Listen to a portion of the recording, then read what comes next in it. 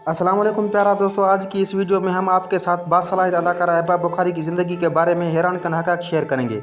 तो अगर आप इनके बारे में तमाम मालूमात जानना चाहते हैं तो वीडियो को मुकम्मल देखें। अगर आप हमारे चैनल पर नए हैं तो चैनल को सब्सक्राइब ज़रूर करें। हिबा बुखारी पाकिस्तानी शोबज़ इंडस्ट्री की एक मल्टी टैलेंटेड अदाकारा और मॉडल है जो आते ही अपनी शानदार अदाकारी से शोबज़ पर छा गई। अदाकारा हिबा बुखारी को उनकी खूबसूरती, दिलकश पर्सनैलिटी और मौसूमियत की वजह से बहुत पसंद किया जाता है। वो शोबज़ की टॉप की अदाकारों में शुमार होती है। अदाकारा हिबा बुखारी सिंध के शहर कराची में पैदा हुई। उस वक्त उनकी उम्र 28 ईयर्स थी और वो अपनी फैमिली के साथ कराची में रहायश पजीर है।